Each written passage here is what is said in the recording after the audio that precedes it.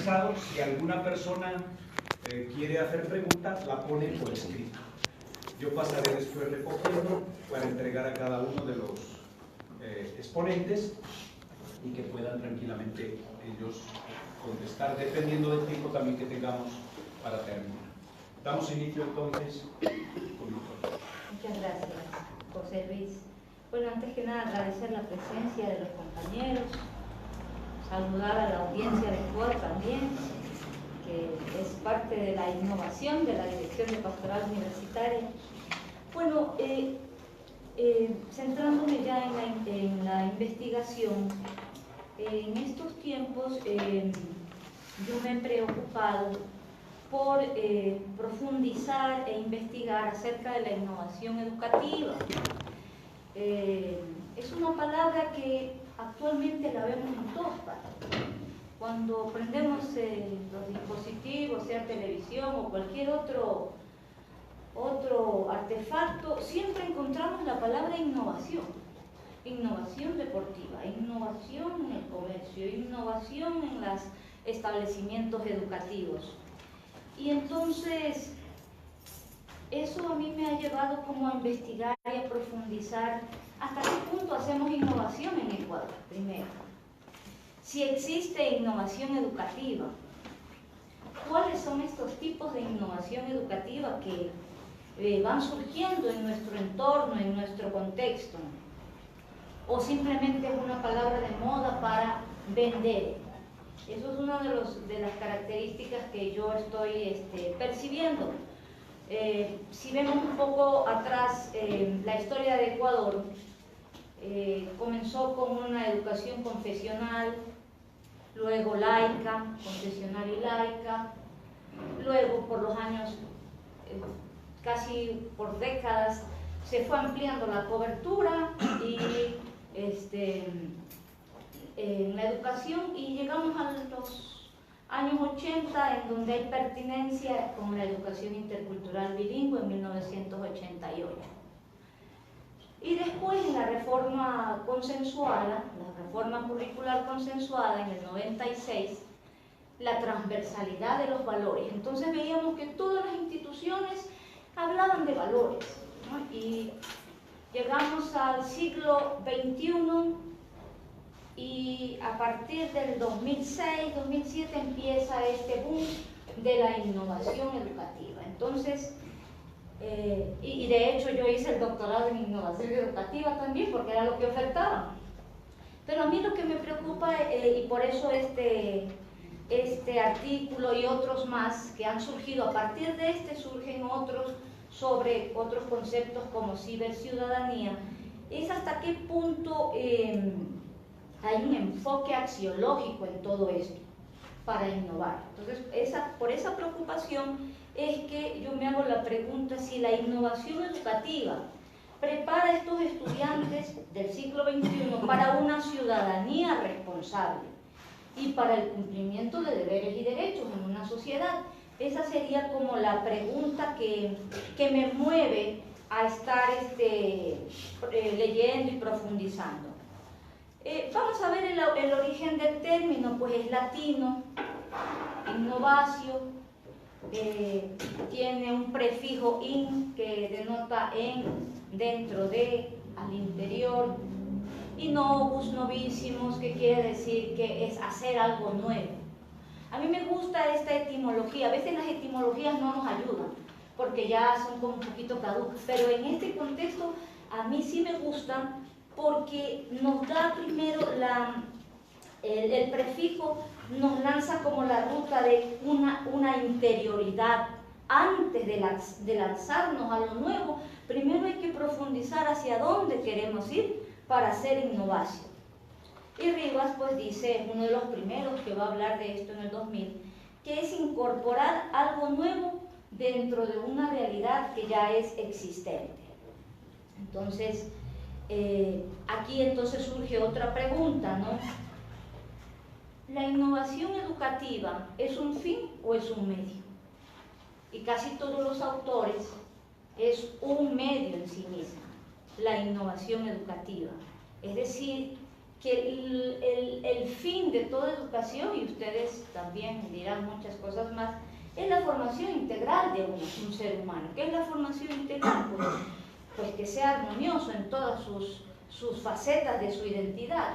Eso es lo que queremos llegar, a la máxima realización de una persona y que sea feliz.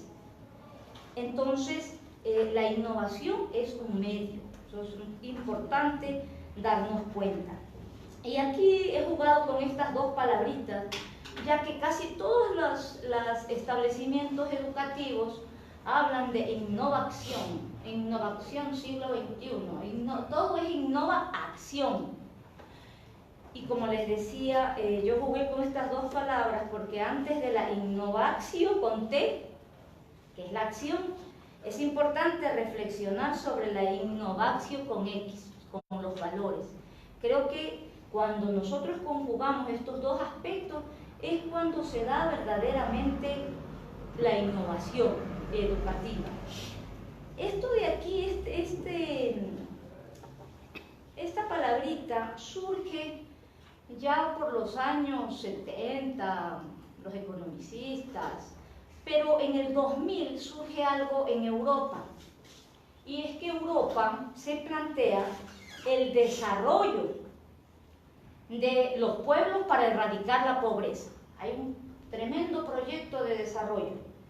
Y entonces surgen esas dos palabritas, que es la I de investigación y la D de desarrollo. Entonces, para llegar al desarrollo y para erradicar la pobreza hay que hacer investigación. Y hasta el año 2015 era ese proyecto. Resulta que ya llegaron al 2015 y las cuestiones económicas eran más difíciles todavía en Europa. Pero a la par, ¿por qué quiero contextualizar? Porque a la par surgen innovaciones justamente en Portugal, en España, en otros países escandinavos. Y entonces el boom es la innovación educativa, porque también hay que estar en la investigación, en el desarrollo. Y entonces no hay que estar alejados de esto que pasa en ese ambiente. Y ya te fuiste ya. Y entonces los jesuitas también se meten se embarcan en esto en el año 2007, 2008. Y a mí me gusta contar esta experiencia porque yo tuve la oportunidad de conversar con el que dirige el centro de educación de estas 8 instituciones en Barcelona. Ellos han sido, no las otras provincias, aunque ya se están unificando, pero se llama Jesuitas Educación 2020, un proyecto al 2020 en donde querían transformar la educación y hacerla disruptiva, de manera disruptiva, es decir, romper con todo lo que habían venido haciendo para lanzarse a hacer innovación. Y me gustó conversar con ellos y yo sintetizo estas 7 claves que para ellos han sido importantes, que las dice el padre Aragay, que debemos superar la brecha entre la escuela de ayer y el mundo de hoy. Si recordamos las palabras del padre Arrupe, él decía: tengo temor de que respondamos como compañía de Jesús a los tiempos actuales con herramientas pasadas. Y entonces ellos se lanzan en esto de querer buscar nuevas herramientas. También toman mucho tiempo para preparar el terreno. Y el terreno son los profesores, la infraestructura, dialogar. Y se hacen preguntas en esa comunidad educativa: ¿para qué educamos? ¿Qué mundo queremos? ¿Qué necesitamos y qué necesitan nuestros estudiantes? ¿Qué persona y sociedad queremos también nosotros colaborar en este proyecto macro que está viviendo España? Y entonces, si ustedes se dan cuenta, nuestro modelo educativo también tiene la centralidad de la persona. Ellos dicen: el centro de todo esto, de toda esta enseñanza-aprendizaje de este proyecto es el estudiante. Y definen entonces, yo tengo 8 folletos, no folletos, como libritos, en donde ellos han sistematizado todo lo que han venido haciendo desde el año 2008 y se preguntaron siempre primero el qué, como buenos jesuitas, ¿no? ¿A dónde vamos y a qué? Y después encontrar los cómo. Eso es muy importante, porque las 6 primeras elementos, las seis primeras claves para recién prepararse a la acción. Y eso a mí me ha gustado mucho cuando yo estuve allí, de ver cómo hay bases muy bien sólidas, formadas, para saber a dónde quieren ir. Los profesores van cambiando, pero el proyecto sigue. Y entonces eso es lo que ellos quieren, y dicen, diseñamos y vivimos las experiencias piloto que nos permitirán innovar y aprender constantemente. Es un aprendizaje continuo de todos. No tienen las recetas. Cuando él me decía, el horizonte es la formación integral, es un laico el que dirige este centro de educación, pues le decíamos, como estábamos con otro compañero que estuvimos en Canadá y nosotros estudiamos formación humana, y abrió los ojos y dijo, eso a mí me llama la atención porque nosotros no tenemos sociedades parecidas a las nuestras que nos den algunas, y estos países nórdicos son como muy parecidos, son ciudades cosmopolitas, ciudades con una ética más pluralista que nos ayudan a nosotros, ya que en nuestros establecimientos tenemos musulmanes, católicos y de todo. Entonces, siempre están con ese deseo de aprender. Eso, a mí me gustó esa característica de este equipo de trabajo. No tienen las respuestas ya hechas. Y entonces, para aclarar un poquito los conceptos, la innovación educativa entonces es un proceso continuo de transformación constante que incluye intención, planificación, ejecución, compromiso de todos los que intervienen, acompañamiento. Siempre hay asesores, siempre hay personas que están allí acompañando este proceso y una evaluación continua. Y aquí me voy a referir a los autores que sobresalen en esto de la innovación educativa. Este es Carbonell, este es el último libro que ha sacado, Pedagogías del siglo XXI, Jaume Carbonell. Él es el que más profundiza lo teórico sobre la innovación educativa, y cito y dice así: es una serie de intervenciones, decisiones y procesos con cierto grado de intencionalidad y sistematización que tratan de modificar actitudes, ideas, culturas, contenidos, modelos, prácticas pedagógicas y a su vez introducir una línea renovadora, nuevos proyectos, programas, materiales curriculares, gestionar el currículo, el centro y la dinámica del aula. Es decir, que hay dos verbos aquí: modificar aquello que están haciendo, pero también introducir estrategias metodológicas nuevas. Francisco Iberman dice: la innovación es la actitud y el proceso de indagación de nuevas ideas, propuestas y aportaciones efectuadas de manera colectiva para la solución de situaciones problemáticas de la práctica, lo que comportará un cambio en los contextos y la práctica institucional de la educación. Y también Blanco y Messina son dos autoras, me gusta mucho leerles a ellas porque dicen: nos encontramos ante un concepto que tiene un enorme grado de relatividad por diferentes razones. En primer lugar, la innovación no es neutra, ya que está condicionada por posicionamientos políticos, sociales, culturales y epistemológicos, de tal forma que lo que es innovador para una persona o grupo no lo es para otros. La percepción de lo que es o no innovador depende de la perspectiva y de las representaciones o concepciones de los distintos sujetos involucrados respecto de la educación, la enseñanza, el aprendizaje, la sociedad y la cultura. En segundo lugar, las innovaciones no son ahistóricas, sino que se definen en función del contexto y del tiempo. Los que saben de la espiritualidad ignaciana dicen ya en la cuarta parte de las constituciones, tienen que, cuando hagan fundaciones o establecimientos educativos, hay que cuidar los tiempos, los lugares y las personas. Es decir, ya hace 5 siglos se hablaba de la adaptabilidad y de la renovación de esto y de contemplar lo contextualizado de ese aprendizaje. Y dice, el contexto y del tiempo, de tal forma que lo que en un contexto puede ser innovador, no lo es en otro. Y lo que en un momento fue innovador, en un determinado contexto, puede dejar de serlo al convertirse en rutina. Porque, por ejemplo, hay establecimientos, yo he investigado a estudiantes en estos colegios innovadores, y me decía, estamos hartos de esto, me dice. ¿Y tú de qué estás harto? Siempre es proyecto. Y le digo, pero ¿y en qué consisten estos proyectos? Sí, dice, es que los vaguitos no hacen el trabajo, y dice que es trabajo colaborativo, pero resulta que soy yo la que tiene que hacer el doble y el triple del trabajo. Claro, ahí podemos ver que hay una intencionalidad del trabajo cooperativo, de proyectos por comprensión, proyectos interdisciplinarios con las inteligencias múltiples, pero no hubo la base, ¿no? Como me decía otro estudiante en la maestría, no quieren los profesores entrar en este cambio, Vicky. Y entonces haga un proyecto ustedes integradores para sensibilizar a sus compañeros, y lo hicieron.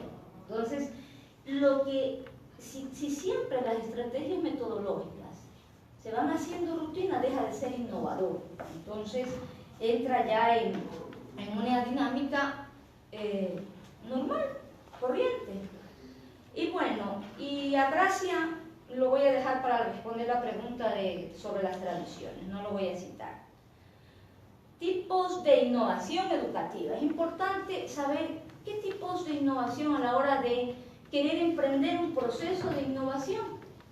Entonces, hay por sus componentes, por el modo de realización, por la intensidad del cambio, puede ser rápido, puede ser a largo plazo, o por la amplitud del proyecto también. No puede ser corto, puede ser un proyecto de una planificación estratégica que vaya haciendo una evaluación continua, pero no acelerada. Pero me voy a referir a los componentes porque es la que incluye las otras tres tipologías. Por sus componentes. Rimari Arias, que cita a Miles, es el que ha clasificado los tipos de innovación, ¿no? Entonces estos elementos son importantes. Operaciones para el mantenimiento de los límites del sistema. ¿Qué quiere decir esto? Tiene que ver con la identidad propia de esa institución educativa, ¿no? Es decir, ¿qué es el límite? El límite es lo que le hace ser lo que es. Si esta mesa fuera larga, dejaría de ser mesa, o si esta silla no tuviera esas características, dejaría de ser silla. Cuando se emprende un proceso de innovación, es importantísimo primero saber cuál es nuestra institución, cuáles son los valores, cuáles son, hasta dónde queremos llegar en esta innovación, para no perder la identidad. El otro aspecto importante es el tamaño y la extensión. Aquí, por ejemplo, un ejemplo que nosotros vivimos a diario o que viven establecimientos educativos es la ratio, que es la relación entre dos magnitudes que se busca proporción. Y allí vemos que el Colegio San Gabriel, cuando yo hacía mi investigación, disminuyó la ratio, es decir, el número de estudiantes bajó considerablemente. Y de lo que yo iba viendo, algunos años pedí la información. ¿Qué quiere decir? Que la proporción entre esas dos magnitudes es, por ejemplo, en el aula, nosotros actualmente tenemos la ratio 1:30, 1:32 estudiantes, ¿no? Y están allí, lo que antes teníamos 1:20. ¿Cuál es la ratio? Eso es lo que en innovación se van a ver. ¿Cuál es la ratio que sea acorde con un buen manejo en el aula de estos estudiantes, ¿no? También en innovación se va a hacer, muchos han optado por este tipo de las instalaciones escolares, cambios de infraestructura, que sean laboratorios, que sean aulas más cómodas para poder hacer este aprendizaje. Lo mismo con el tiempo escolar. Hay instituciones en Europa, todavía no sé si aquí, pero el horario es mucho más elástico. No están trabajando en proyectos, entonces no es que permiso que voy al baño o tengo que ir al recreo, sino que están trabajando en su proyecto y el tiempo se puede limitar y es amplio y cada uno está investigando, el otro está leyendo.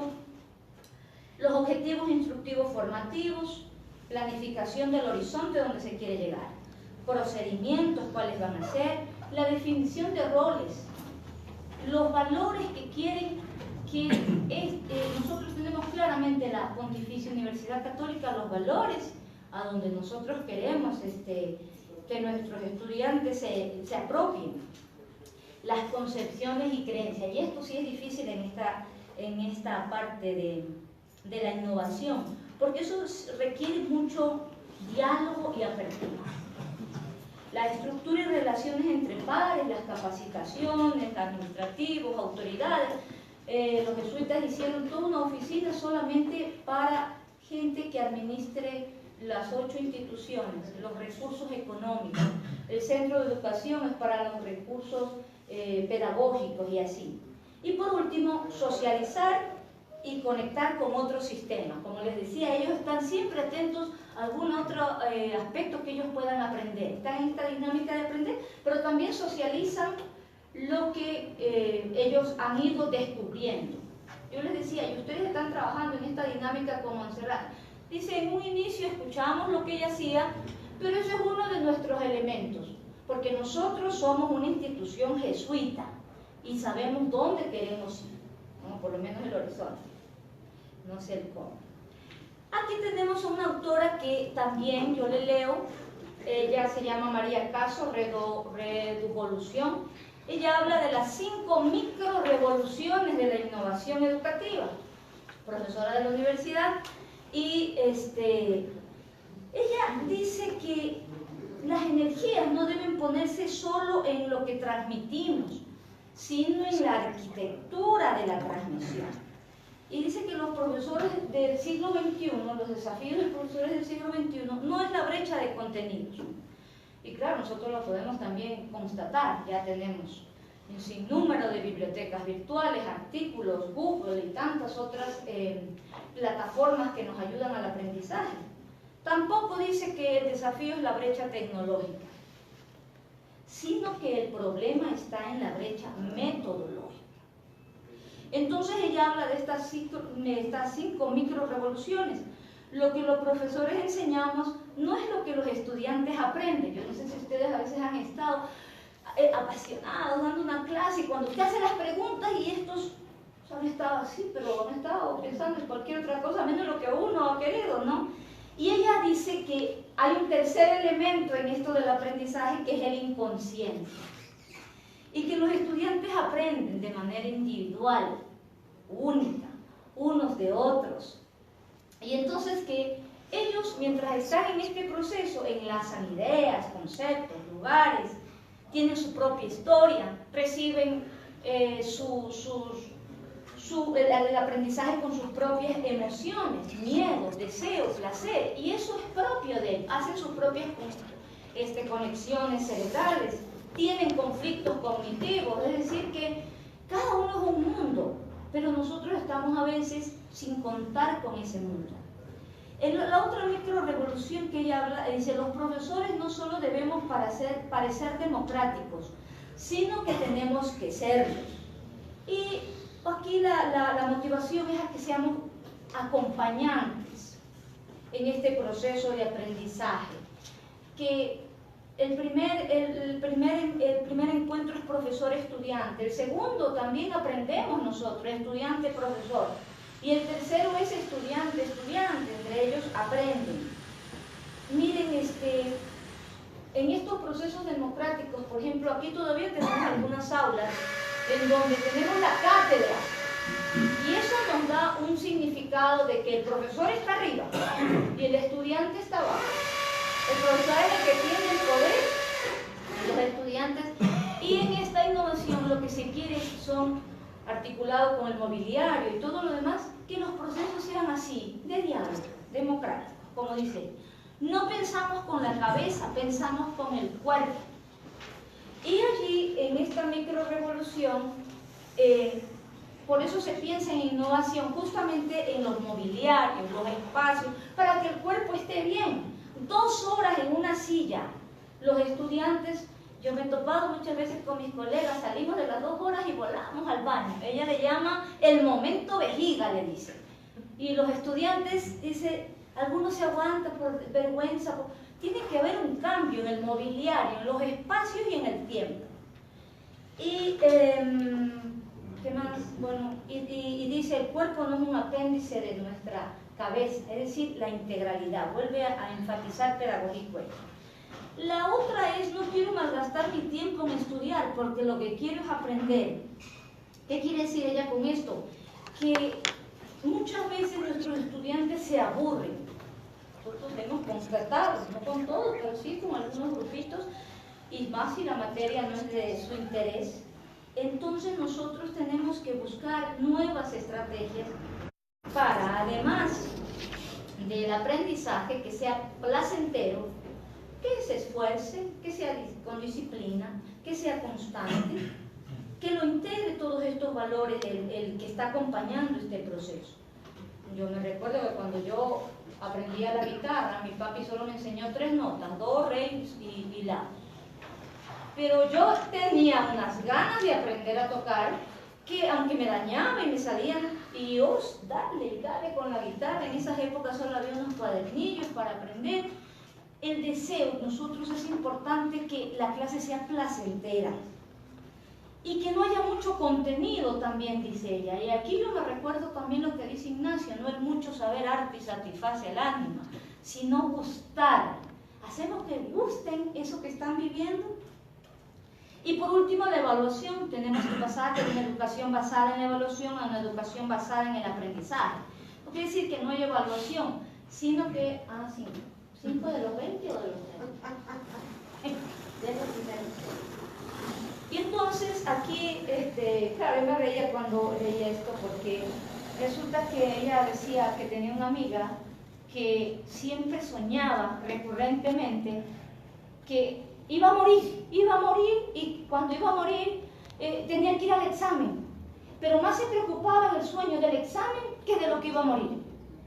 Y eso, ¿cuánta gente tiene esos sueños de que no ha llegado al examen, o que no ha estado a tiempo en el examen, o que no encontró el edificio? Le pregunté a algunas personas para ver si era, y algunas tienen esta, es decir, ¿qué es el examen?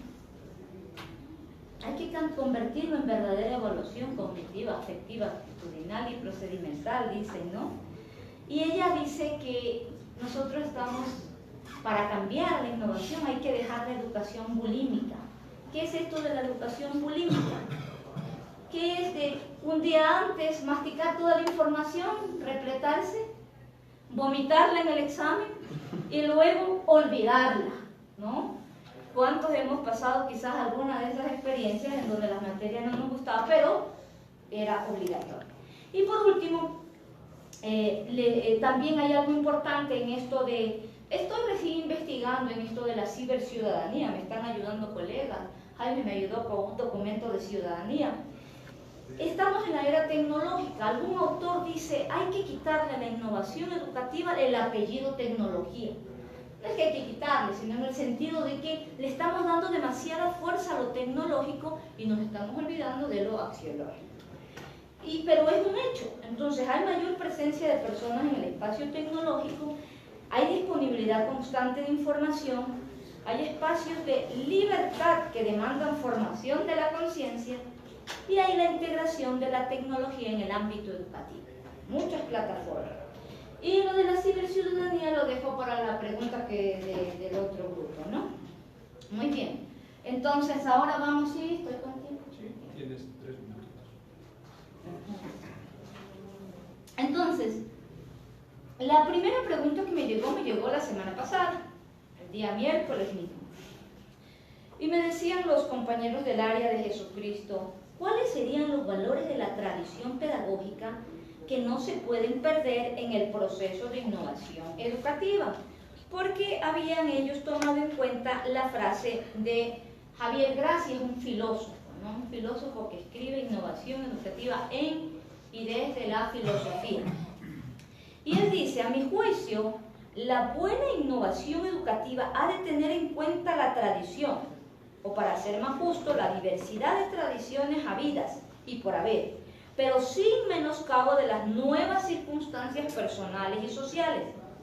La buena innovación necesita de la reflexión y de un análisis de la naturaleza no clausurada del ser humano, de su ser proyecto. Esto es lanzado hacia el futuro, pero desde un pasado. El ahora pierde su textura sin la urdimbre del tejido narrativo del antes y del pasado. Entonces, esta frase en el resumen que yo les envié suscitó esta pregunta. Para responder esta pregunta, pues yo dije, bueno, yo no voy a responder solita porque es una pregunta que amerita varios autores, y entonces yo hice una investigación rápida con colegas filósofos y pedagogos que han estudiado afuera, que trabajan aquí, que algunos son de aquí, que otros son extranjeros. Bueno, no he puesto porque todavía no me han firmado, no les pregunté 2 preguntitas y quiero seguirles preguntando más, y me serví de los medios tecnológicos, WhatsApp, el otro me mandaba por audio, pero he tratado de resumir porque es mucho más de lo que ellos me contestaron. ¿Cuáles son esos valores de la tradición que no se deben perder? Bueno, uno de ellos dice: la innovación educativa está vinculada al fin educativo de acompañar la formación del ser humano. Los valores están íntimamente relacionados con el ser humano, orientan la toma de decisiones con implicaciones sociales y personales y están en función de su autorrealización como ser humano. Otro, poner énfasis en la libertad, autonomía, el bien común, el empoderamiento personal y social, y decía que no se puede prescindir de la tradición cultural y pedagógica.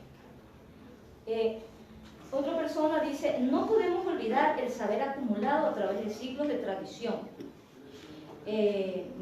Tengo otra colega, decía, y que le he sintetizado, ¿no? Valores como la responsabilidad, la solidaridad, la generosidad, la colaboración, el desarrollo de pensamiento crítico, sistémico, analógico, complejo, analítico, todos los procesos cognitivos que refuerzan la formación de un criterio, la posibilidad de toma de decisiones oportunas en el momento adecuado y el ejercicio responsable de la libertad, es decir, la necesidad de desarrollar un pensamiento autónomo.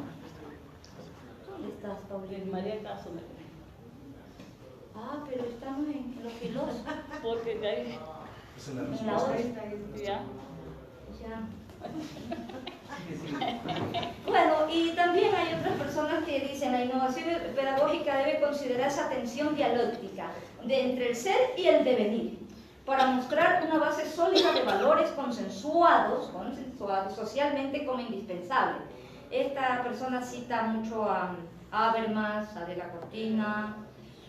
Si la transmisión de valores fue necesaria en sociedades tradicionales para conservar sus formas de vida, tanto más complejas y plurales son las sociedades actuales, más necesaria se hace la tarea de una educación en valores. Debe contribuir a la realización personal y a la búsqueda de la felicidad. La relación entre innovación educativa y axiología es esta que le otorga consistencia al proceder de la innovación tanto en el proceso como en el producto. Es decir, todos coinciden, si se dan cuenta, en la autonomía, en la formación de la toma de decisiones, pensamiento crítico. También me fui al código de ética. Aquí no lo voy a leer, todos lo sabemos, lo conocemos. El método que utilicé es inductivo, de lo particular a lo general. Comencé con colegas, luego ¿qué dice la universidad? Aquí están los valores, que son los valores orientadores para lanzarnos a un proyecto de innovación. Y luego me detuve en lo que yo hice este cuadro en la tesis de todos del sistema educativo de la Compañía de Jesús y de todos sus documentos, ¿no? Es decir, que de dónde parten todo lo que está viviendo hoy la Compañía de Jesús, pues desde sus primeros documentos de los ejercicios espirituales. Allí están las claves pedagógicas y esa es la tradición de la Compañía de Jesús. Un humanismo que ha ido evolucionando, un humanismo renacentista, a un humanismo del siglo XX y a un humanismo del siglo XXI. En la época de Ignacio se hablaba de virtud y letras, es decir, la ciencia con la piedad. ¿no? Con la fe. Luego pasamos a Fe y Razón, después del Concilio Vaticano a Fe y Justicia, porque salió justo un documento sobre la justicia y la Compañía de Jesús se lanza en ese proyecto de Fe y Justicia. Y hoy hablamos de estos que los tengo aquí en la superficie: autonomía, identidad, cuidado ambiental. Para todo nos fregamos. Y bueno, y el Papa Francisco también tiene su proyecto educativo en la iglesia. Ahí ustedes pueden ver, educar, todos esos, los puedo compartir después, son también todos esos valores que el Papa, en un documento muy largo, más de 300 páginas, también él dice: para proyectarnos educativamente como iglesia hay que considerar estos elementos. El último, educar para una lectura cuidadosa del fenómeno migratorio, lo que venimos escuchando y bueno, y por último yo sí quiero terminar con lo que yo pienso, pues no, a ver, pásale allí. Ustedes ven esa flecha y la tradición pedagógica y la innovación educativa. Yo decía en la tesis, una flecha que es disparada tiene detrás la fuerza del arco que la impulsa y por delante está el objetivo que ella busca. La tradición pedagógica, por un lado, tiene una dimensión conceptual, teórica, sobre el hecho educativo. ¿En qué consiste educar? ¿Qué perfil de ser humano? ¿Con qué finalidad se busca ese perfil? En cambio, la punta de la flecha va hacia la intervención didáctica, instrumental, hacia el aula, es decir, el proceso innovador con sus dinámicas, atravesado por esto de los valores. Y estos son los valores que yo considero para mí que son esenciales. Además de todo lo que ya han dicho de las decisiones y todo esto, para mí son importantes la reciprocidad, reciprocar, ¿no? ¿Dónde se reciproca? En la familia, con los amigos, con los más cercanos. Pero si nos quedamos allí, ¿dónde están los excluidos? Entonces vamos a también el valor de la gratuidad, llegar a estas otras personas que necesitan también del encuentro con los seres humanos y en vez de hacer muros, hacer puentes. Como dice de la Cortina, en una sociedad democrática y pluralista tiene sentido no inculcar en los jóvenes la imagen del hombre ideal, sino los valores no se imponen. Imagen solo admitida por algunos grupos, religiosos o lo que sea. Pero tampoco, y esto es lo más importante, la sociedad debe renunciar a transmitirle actitudes sin las que es imposible la convivencia democrática. Y bueno, y la otra pregunta me llegó ayer al mediodía, yo tenía que hacer algunas cosas de tarde, la trabajé en la noche, no sé si será tipo así. Bueno, gracias.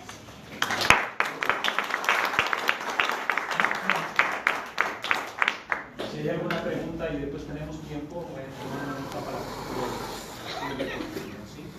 Pasamos ahora a la segunda exposición de nuestro compañero Johannes de.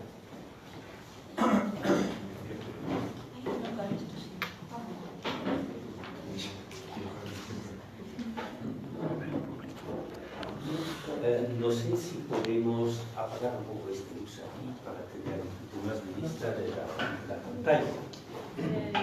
Aquí está tu flash puesto. Ya. Entonces, para que puedas Podemos quitar salir. eso, pon este. ¿Ya? ¿Salimos? Está abajo.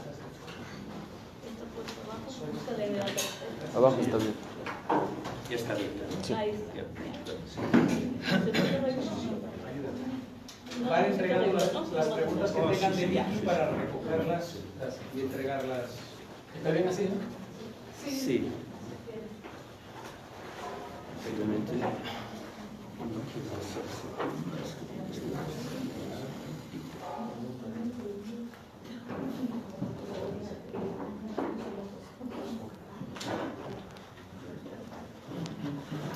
Perdón, yo no les he hecho una exposición en lo que es PowerPoint, sería también idóneos. Realmente vamos a cambiar de tema después de la interesante intervención de Vicky sobre educación. Entonces, este proyecto, este artículo también estaba involucrado con 11 personas más, ¿no? Era un proyecto que era interdisciplinario con la Facultad de Educación, 7 colegas de la Facultad de Educación, psicólogos, educadores. Tuvimos también aquí a Enrique como lingüista, ¿no? Marisol acompañó la parte médica, la parte antropológica, donde yo estaba, con una compañera más, Dinora Hidalgo, antropóloga. Entonces yo me empeñé para una investigación, donde en el Parque Nacional Yasuní, en el bloque petrolero número 16, donde está la estación científica de la Universidad Católica. Allá, muy cercano a la comunidad de Guillero. Guillero hay una escuela que se llama la Escuela Ética, ¿no? Donde participan 4 comunidades. Hay que decir que si se va más por el sureste, se encuentran con la comunidad Ticaro, que tiene mucho más familias. Guillero tiene con sus comunidades alrededor de 150 y Ticaro tiene unos 300, un poquito más de personas, parece, ¿no? También allá hicimos algo de investigación. ¿Qué era el objetivo? Lo ven aquí. Determinar el hecho educativo con diferencia sociocultural de la escuela Baurani de la comunidad de Guillero, desde la investigación de sus componentes antropológicos, lingüísticos y pedagógicos, para incidir en la mejor calidad educativa precisada por el currículo vigente. El proyecto se llamaba Baurani Minkayonta, entrelazando educación y cultura. Ya existía y ya arrancó un proyecto que se llama Minkayonta, Baurani Minkayonta, que es un acompañamiento de la escuela de Guillero, por parte de responsabilidad también de la PUSE, ¿no? Y donde participan los responsables de esta estación científica y con el apoyo de ellos. Entonces, esta investigación se diseñó más o menos para apoyar y ver si pudimos aportar también este proyecto de intervención real para acompañar a los profesores y la mejora de la escuela que estaba en Ica. ¿Cuál era la tarea de la antropología? Aquí también voy un poco espero al menos la pregunta que hizo la área de Jesús, ¿no? Si a partir de qué concepción antropológica los baurales analiza la educación intercultural bilingüe en nuestro estudio. Bueno, realmente nosotros estuvimos apenas tal vez unos 35 días allá en el campo, ¿no? Como antropólogos. Normalmente una investigación antropológica debería tener mucho más tiempo. No tuvimos este tiempo, ¿no? Pero este era claro desde el comienzo. Y era una antropología aplicada, porque la investigación tuvo que servir a lo que era la mejor calidad educativa precisada por el currículo vigente de la escuela ética. No solo para esta escuela, tampoco, porque podría tener naturalmente más impacto también para demás escuelas, establecimientos educativos. Quisimos que era la tarea de nosotros como antropólogos, identificar las dinámicas de interacción cultural de la organización social y familiar, identificar los procesos de enseñanza y aprendizaje, identificar las dinámicas de interacción cultural. Bueno, este realmente era una parte importante del proyecto que tenemos arriba con las 5 tareas, ¿no? Ustedes les ven aquí, era ambicioso para un año porque hacer todo esto, primero integrarnos en educación cultural bilingüe, después identificar las dinámicas de interacción cultural, describir el estructura y funcionamiento de las lenguas, ¿no?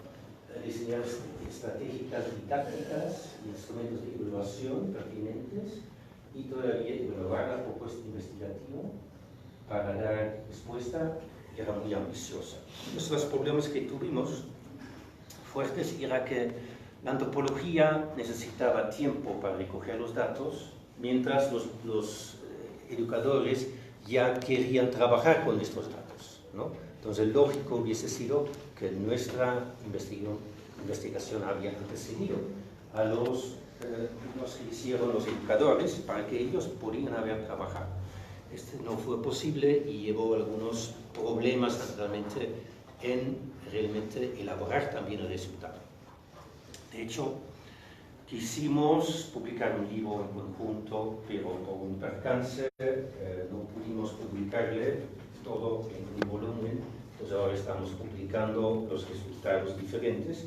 Todavía esperamos poder realmente tener un tipo de congreso pequeño, una reunión junto con el proyecto Minca Yonta sobre toda la problemática de educación en los barrios.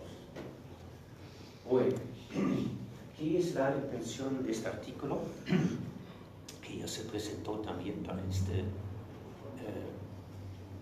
para este libro que quisimos hacer, dar una visión integral desde la antropología de cómo hay que pensar una educación intercultural bilingüe entre un pueblo amazónico como los guaraníes, ¿no? Hay que tomar en cuenta que no son los únicos, tampoco hay unos 10 pueblos, ¿no?, que tenemos, pequeños, que están con las mismas problemas.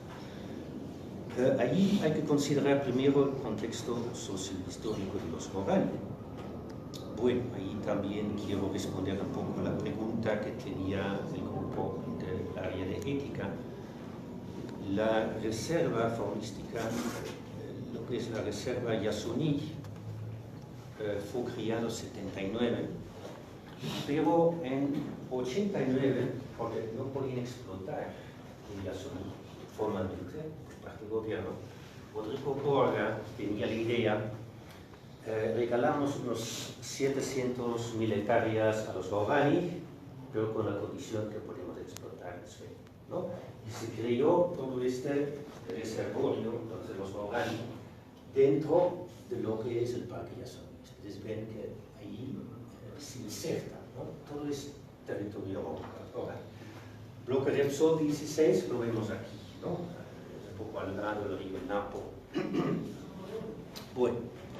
Y abajo, vamos a verlo más claro después, de Yasuní tenemos la famosa zona intangible. Este se explica un poco por la historia, la zona intangible, donde tenemos todavía familiares de los Waos, los Tagueri y los Tarumenani, quienes nunca fueron integrados por la sociedad nacional. Quienes eran claves para la integración eran el Instituto Lingüístico de Verano, evangélicos, protestantes, asociados a la Wycliffe, traductora de Biblias, que querían evangelizar todos los pueblos que no habían sido alcanzados todavía. Entran con fuerza en América Latina en los años 50. Casi todos los pueblos latinoamericanos les dejan entrar, y aquí Velasco Ibarra les trae específicamente para pacificar a los guaraníes y demás pueblos indígenas, porque era ya muy importante que el territorio volviese a utilizar la exploración petrolera, ¿no? Shell estaba aquí de 37 a 48, nunca podía entrar más allá de Coca, porque los guaraníes mataban con sus lanzas cualquiera que quería entrar, ¿no?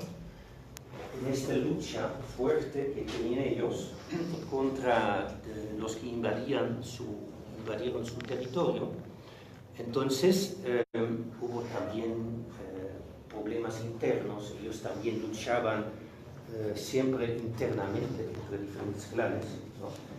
Y realmente la intervención de unos misioneros, que fueron matados, 5 misioneros, por era un gran drama en este tiempo, el ILD lingüístico. Fueron matados también por los Waos buscando contacto. Las mujeres se quedaron, no quisieron irse de allí y realmente establecieron el contacto con el Wao que los hombres en este momento no podían hacer. Hay la famosa Raquel Sainz, una persona que va recogiendo con una indígena convertida, Waorani, va a concentrar todos los Waorani en una reserva al sur de Coca que se llama hoy más o menos la Villa Auca, para decirlo, ¿no? Ahí se van transportando con aviones casi 80% de los Waos, que llegan a vivir allá y tienen 20 años así de convivencia con este instituto. Los que no se integran van a formar realmente los Dalieri y los Tarahumara. Después, ahora tenemos como zona intangible al sur de Yazón. Bueno, hay que tomar en cuenta que los Waorani poseían una cantidad de terreno que no es comparable con otros pueblos indígenas. Los quichuas son unos 20 veces más, son casi 100 distintos. Los Waos apenas son 3 a 4. ¿No? Los quichuas no tienen nada de terreno porque casi todo les ha sido arrebatado. Si ustedes están en Napo, en Río Napo, ¿no? Y en Pompeya, tenemos un proyecto ya con la Dirección de Pastoral, todas las comunidades que están allá ya no tienen bosque, ya no pueden cazar, dependen de la agricultura.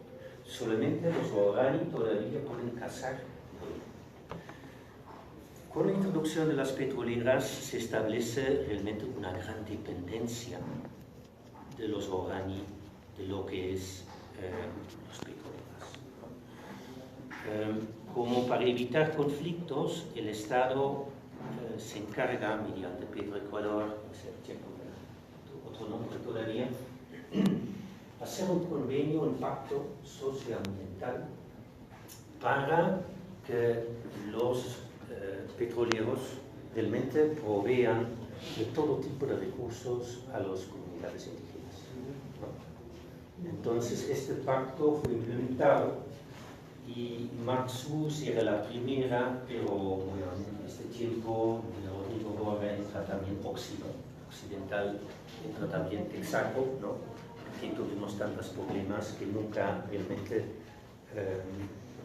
se rigieron a los convenios socioambientales.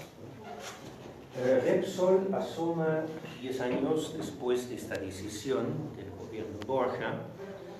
La petrolera española domina este territorio, el bloque 16. Tú no puedes entrar, ellos te revisen si tienes alcohol, si quieres introducir armas, si tienes algo que no puede realmente ser importado en el bloque 16 con los Waorani, y también bloque sal. No puedes sacar carne de monte ni animales, no puedes introducir alcohol, etc. De todo hay. Lo que debería hacer el Estado, le encargaron completamente a lo que es la petrolera, ¿no? Ellos han creado la vía para explotar petróleo, se llama la vía Maxus. Allá corre un autobús y los indígenas de las comunidades toman el autobús, van unos 20 kilómetros, salen, allá van cazando, llegan con su presa y van entrando el autobús con la presa y van los presos con el autobús, ¿no? Para decir unos de los elementos muy llamativos de esta dependencia.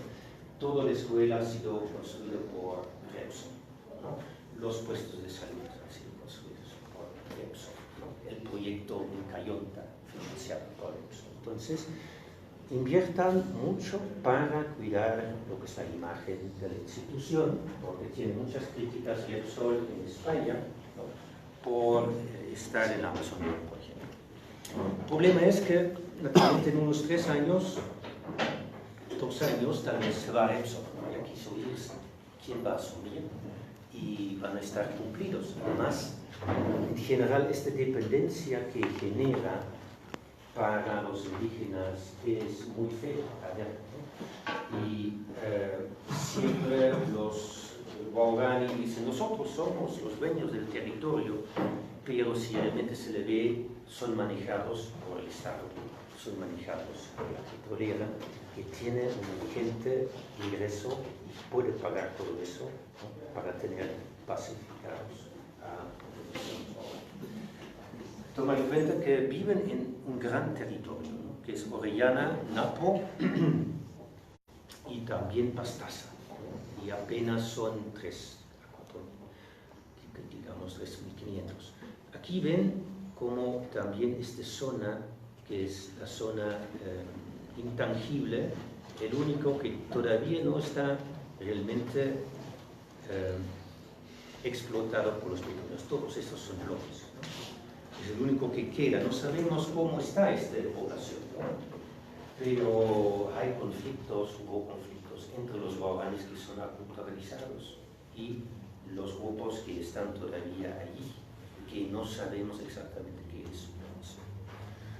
Bueno, esto un poco sobre la historia. El Estado está presente mediante los guardabosques que han sido implementados en tiempos de Correa y la educación intercultural, ¿no? Por lo demás es realmente manejado por el Estado. Tenemos mucho tiempo.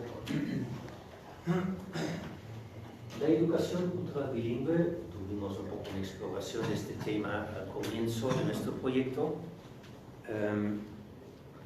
Inició formalmente en 89, ¿no?, como parte del ministerio, pero ya había iniciativas antes, particulares, entre otros también de nuestra Universidad Católica. Famosos son el proyecto de cooperación técnica GT7, ¿no?, las escuelas SEIC en la Tacunga, la iniciativa de los salesianos, Juárez, por ejemplo. Hay toda una tradición, hay que decir que es más la CONA que está involucrada, la FENOCIN, ¿no? La FEINE nunca tenía tanto interés. La FEINE es la organización de indígenas protestantes, ¿no?, que se han convertido al evangelismo. Bueno, en su existencia se ha realmente desacreditado por ser una educación de pobres, así lo consideran los mismos indígenas, ¿no? Ellos dicen, bueno, preferimos enviar a nuestros estudiantes a lo que es educación española, porque los niños aprenden español y tal vez aprenden inglés, y se les prepara mejor para el futuro, para tener algún trabajo, tal vez secundario. De ahí tiene la fama de no preparar ni el honor, ni la parte cultural, ni la parte de la lengua propiamente dicho, de los quichuas o de los shuagues, y tampoco prepararles bien para lo que son las tareas normales del currículo español, para decir, ¿no? Entonces, los que salen no logran tener un buen acceso al mercado de trabajo. ¿De qué depende? Porque no hay ningún profesor casi realmente preparado ahí en estos lugares apartados del campo, ¿no? Porque no hay materiales. En Waorani no existe casi ningún material educativo, ¿no? Quichua algo, digamos, ¿no? Pero los demás lenguas particulares también es una falencia por parte del mismo ministerio, porque hubo un montón de proyectos sobre los aguas, sobre los chachi, etcétera, etcétera, que eran muy interesantes, pero solamente están archivados en el Ministerio de Educación. Los que trabajan ahí muchas veces son bachilleres, son profesores que no son profesores ya graduados, ¿no?, como vamos a ver también con los Waorani. Son bachilleres que llegaron de lo que eran las escuelas, los colegios amazónicos, y les contratan porque son los únicos que quieren trabajar con un salario de unos $400 en esos lugares apartados. No se encuentra ningún otro profesor. casi, ¿vale? Salvo los que son pagados por eso, son mucho mejor pagados, por ejemplo. Este trae que muchas veces también por las distancias, Guillermo, la profesora, directora, y el otro profesor Quichua, que están contratados, viven en la comunidad, que es también difícil, porque el esposo está en otra parte, por ejemplo, la esposa, ¿no? Y están como 21 días allá y tienen unos 11 días para volver y estar con su familia, por ejemplo. Pero muchas veces no llegan los profesores, ¿no? En la sierra, yo estaba en un proyecto de educación intercultural de 2000 a 2002 en Chimborazo. Los profesores llegan apenas el martes. Miércoles daban algunas clases y jueves, y ya a veces en la tarde de jueves se fue, ¿no? Entonces, ¿qué podemos esperar de este tipo de educación donde no hay las condiciones, ¿no?, para implementar la educación? Entonces, Nota Luisa, que estaba al origen del sistema de educación intercultural bilingüe, señala que nunca hubo dinero para implementar esta educación bilingüe. El estudio de Carmen Martínez es muy revelador, de 2009, ¿no?, con el Aflaxo, sus estudiantes, recogiendo las experiencias de los quichua de la sierra y los.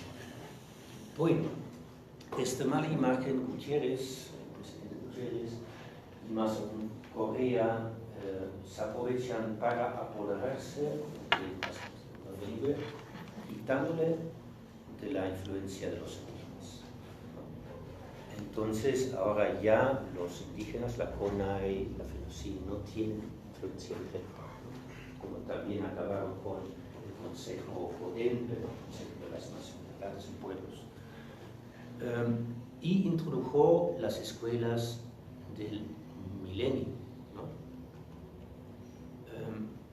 Claro que no es solamente un problema de la lengua, antes se llamaba educación bilingüe, pero hoy en día hablamos de la educación intercultural bilingüe, porque esta dimensión de interculturalidad también es un tema muy impactante. ¿Cómo se garantiza un diálogo entre una comunidad de 3.500 personas en sociedad nacional que ya llega a 17 años? ¿Cómo estos pequeños pueblos pueden tener una voz y dejarse escuchar en una nación que realmente por la mayoría nos importa, no les interesa esto, ¿no? ¿Cómo garantizar estas lindas palabras que tenemos en la Constitución de interculturalidad y de los derechos de los indígenas, etcétera, etcétera? Es muy difícil. El libro de Kreiner, les aconsejo para leer un poco sobre las experiencias al respecto. Cuán difícil solamente es definir, ¿no?, interculturalidad. Entonces, ya Laura Rival, que es una autoridad en estudios sobre los Waorani, hizo su tesis en inglés 92 sobre el impacto de la educación entre los Waorani. Entonces ahí tuvimos un muy buen referente para nuestro estudio. Ya decía que hay 4 tipos de profesores entre los Waorani. Ella decía que los quichua, los mestizos, los pueblos rurales de la sierra todavía hay, en cierto sentido, porque son contratados unos ingenieros, por eso son profesores. Estos dos, es decir, no tienen profesores orgánicos, ni en Ticaro, ni en Guía. Nadie quiere ser profesor también. Todos los Waorani señalado, ¿no?, por en este tiempo, ya 25 años atrás, por la oralidad. Entonces, llega una profesora quechua, porque también es indígena, conoce un poco la realidad de la Amazonía, es la ventaja, pero tiene una forma de cultura muy diferente, disciplinaria, ¿no?, donde dan penalidades fuertes a los niños si no obedecen, ¿no? que va completamente al contra de lo que es el espíritu de libertad que dan los guaraní a lo que son la formación de sus hijos, ¿no? Es un clash tremenda. No habla el guaraní. Los primeros 2 años los chicos no entienden nada de esta profesora. Después nomás van a entender algo del español que se está hablando, porque también hasta los profesores dominan mal. Los profesores bachilleres, estos imponen sus mismos esquemas de la nación ecuatoriana, de las fiestas patrias, de lo que es el juramento de la bandera, ¿no? Formas más que contenidos, porque de contenidos tienen poco que decir, ¿no? Entonces, hay obviamente una educación bastante deficiente, ¿no? Entre ellos. Mientras tanto salieron al menos 30 bachilleres de las escuelas de colegios de Ticaro y de Irirpe. Unos 4 tal vez han encontrado trabajo y los demás están en sus pueblos y no saben qué hacer, ¿no? Porque los chicos ya no quieren solamente seguir el ejemplo de sus antepasados, que eran guerreros cazadores. Todos, casi todos, todavía saben cazar, pero no quieren invertir su vida en ser como sus antepasados. Ellos conocen de esta otra sociedad que les está rodeando, tienen DirecTV en las comunidades, tienen celulares, tienen internet, tienen Facebook, ¿no? Y se enteran de esta otra cultura, primero la nacional, pero también la internacional, ¿no? Que les rodea, que llega con mucho impacto dentro de sus vidas y también ven otras formas, ¿no? Para vivir. Con apoyo de Repsol, desde el bloque, también desde otras partes, han enviado gente a la Universidad de San Francisco, unos 10 estudiantes por año. Uno se graduó en 15 años, ¿no? Porque llegar a una educación deficiente allí, a una universidad que exige mucho, es muy difícil. También la forma de aprendizaje individual que tenemos en la universidad va en contra de la forma de siempre compartir todo el grupo que tienen realmente los jóvenes, y que es muy lindo para leer. Ellos siempre forman un grupo juntos, donde juntos van explorando y descubriendo y haciendo chistes más o menos, ¿no? Mucho más en el ejemplo dado por Victoria que en una clase magistral, para decir.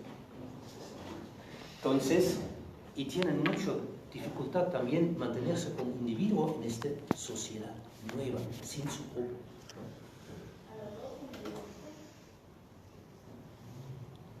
Lo que es que no hay que decir que nadie de los guaraní tiene que entrar naturalmente en la universidad, pero hay que buscar posibilidades mucho más cercanas, como educación técnica, ¿no? Por ejemplo, mecánica automotriz, por ejemplo, técnico de sistemas de computación, celular, ser ingeniero, ser profesor, ¿no? Para tener acceso al mercado de trabajo, para que los chicos se insertan en este otro dominio de la sociedad nacional, lo van conociendo, ¿no? Sin necesariamente, depende también, ¿no? De la educación que estamos dando, es salir de su hábitat y salir de lo que es su cultura propia, ¿no? Pero es inevitable, ¿no? El problema en el fondo realmente es que no se puede obligar a estos jóvenes ni los adultos, que tampoco ya no están contentos, de mantenerse en esta reserva, aunque sea de tanto espacio, para dedicarse a la vida tradicional. Buscan otras alternativas. Además, ellos saben muy bien de lo que está pasando en sus alrededores, que son dependientes de esta petrolera y del Estado, y que necesitan prepararse para tener una respuesta a lo que está pasando a nivel nacional, a nivel de comercio internacional, ¿no? Son orgullosos de su pasado y todavía dicen, no, usted está en nuestro territorio, entonces tiene que pagar algo, ¿no? Es famoso que siempre están pidiendo a los que están ahí algo, y es para que están en su territorio. No pueden estar, no son amigos Entonces, como gente que no ha sido invitado, tienen que aportar algo, ¿no? Muchas veces, las petroleras, hasta en la estación Yasuni, se le ve como mendicar nomás, ¿no? Pero tiene que ver con su cultura. Bueno, hay un tema que tuvimos que tomar en cuenta, que era las... Dos preguntas por si acaso. Ya, adelante, ya. Había que tomar en cuenta lo que son las tradiciones propias, culturales y las habilidades de los vagos, ¿no? Los colegas hicieron una revisión según criterios vigentes a nivel nacional e internacional sobre sus habilidades, por ejemplo, motricidad, como le llaman, ¿no? El movimiento. Y tomen en cuenta si pueden escribir bien, pero no tomen en cuenta quién puede ver, quién puede casar con ellos. No tomen en cuenta, se está evaluando muchas veces con criterios del occidente, ni de la sociedad nacional, ¿no? Entonces, todos esos elementos naturalmente hay que tomar en cuenta en una educación propia por su parte, ¿no? Entonces, naturalmente, los Waorani y demás pueblos están en el cruce de una nación que necesita desarrollarse mediante la explotación del petróleo y la minería. Y pueblos que quieren mantener su identidad, inclusive su tradición de cazadores, su cultura, su lengua, cosmovisión, etc. Este es el dilema. La mayoría de la población no le importa. Quieren tener inversiones en políticas públicas, en políticas sociales. Pregúntale al 65% que vive en la costa qué les importa las culturas, así pueblos minoritarios. Es el gran problema, digamos, de decisiones políticas en que se encuentran estos territorios. Los Waorani no tienen que pensar solamente en ellos mismos, porque solamente en alianza con los demás pueblos amazónicos y también de la sierra y de la costa pueden dar presión, pueden tener presión, ¿no? Y ahora tienen un montón de territorio, pero no tienen ninguna comprensión para los demás que viven en condiciones más deplorables junto a ellos. Entonces, una propuesta educativa tiene que tematizar este conflicto, ¿no? Entre los dos mundos. Tiene que manejar, por una parte, su propia lengua, ¿no? Tiene que también enseñar el español, tiene que reflexionar su propia historia, pero también tiene que conocer esta sociedad que está en sus alrededores y tiene que estar preparados para estar allí, ¿no? Se busca realmente una alternativa para este EBI que realmente no funciona por la falta de recursos, ¿no? Que no destina recursos debidamente a estas tareas, salvo muchas lindas palabras sobre interculturalidad, educación intercultural bilingüe, ¿no? Entonces, ¿cuál iniciativa podría ser importante? Podría ser muy importante que las escuelas Fe y Alegría asoman estas dos escuelas de Guillero y Icaro. Hay planes, Fe y Alegría tiene interés, imagínense que tiene 500 escuelas amazónicas en la Amazonía, en Venezuela un montón, en Bolivia, en Colombia, y aquí tienen solamente una. Entonces, cuando realmente se puede invertir y dar una educación intercultural debe haber también con presencia de profesores formados, Waorani, podemos pensar en un tipo de defensa que podemos darles en la educación. Bueno, esa es más o menos la conclusión. Muchas gracias.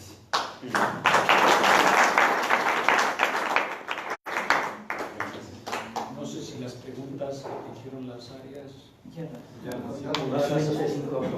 sé incorporaste si es del área de Jesús, lo he respondido bien, porque no podía determinar porque ustedes tenían la siguiente pregunta. Ya es tiempo, ¿no? Para terminar. Entonces, faltó contestar la segunda pregunta del área de ética por parte de Vicky. Tenemos exactamente 5 minutos. Creo que las otras preguntas ¿Desde van a aquí quedar puedo en el contestar? tiempo. ¿Desde aquí? Sí, puedes hacerlo desde ahí, no hay ningún problema. Tommy, no sé si me proyectas bueno, sí, esta pregunta es muy importante y da en el clavo del estado de la cuestión, porque justamente, aunque aparece este término ciberciudadanía, no es vinculante, es decir, la ciudadanía como tal, como la entendemos, no existe en la ciberciudadanía. Voy a leer esto, ¿no? ¿Qué es ciudadanía y qué dicen los nuevos autores de ciberciudadanía? La ciudadanía es un concepto ligado a un territorio, a una identidad nacional, lingüística o cultural. Se concreta en el establecimiento de derechos y deberes para con una comunidad contextualizada en el tiempo y el espacio, ¿no? Entonces, vemos allí que tenemos esta territorialidad. Mientras que en la ciberciudadanía, estoy resumiendo, son los deberes y derechos y deberes de los ciudadanos en el entorno de las tecnologías de la información y comunicación, dirigidos a impulsar formas participativas y gestiones ciudadanas desde modelos de participación no vinculantes hasta formas asociadas con estilos de participación en el marco de la morfología de la red. Perspectiva dinámica producto de esos espacios e intersticios que se han generado en la vida de los seres humanos y en los cuales se están produciendo nuevas prácticas sociales, producto de una relación, apropiación, consumo de dispositivos y tecnológicos. Entonces hay una nueva perspectiva de lo que es la ciudadanía, porque les iba a pasar justamente los datos a nivel mundial y la mitad del planeta utiliza dispositivos, está conectado, está hablando, y aquí hay una característica, que esta ciudadanía digital sí tiene un carácter igualitario, pues ofrece la posibilidad de emitir información, no importando la edad, el género, la condición económica, la situación que se establezca de exclusión. Ahí sí están todos incluidos. Entonces, el ser ciudadano digital y usuario de las TIC se sostiene en la responsabilidad, la ética, la legalidad y la justicia con sus dimensiones humanas, culturales y sociales, dice Ávila. Es decir, que todos somos prosumidores. Es una palabrita que aprendí hace poco. ¿Qué es esto de prosumidores? No presumidores. O sea, somos productores de información y somos consumidores de información. Y esto puede generar o una Babel o un Pentecostés. Y para responder a la pregunta, de los tres, Mike Riddle delimita los nuevos elementos de la ciudadanía digital y él habla de 9 elementos que los distribuye en 3 aspectos. Principio de respeto, que es la etiqueta, el acceso y las leyes. La etiqueta es, como no está normado esto de las redes, del internet, estas etiquetas, también les llaman etiqueta, son como las normas que se aplican o que se piden para manejarse en estos entornos digitales. O sea, no escribas en mayúscula porque significa insultar o no sé qué. Principio de educar y el del principio de educar es alfabetización digital, comunicación y comercio. Y el principio de protección, derechos y responsabilidades, seguridad, salud y bienestar. Y bueno, les tenía las estadísticas del mundo y de Ecuador, ¿no? Pero esos son los 3 principios. Damos por terminado entonces este encuentro. Agradecemos a los 2 compañeros que nos han compartido y unos minutitos cerramos con esto: diálogo, fe,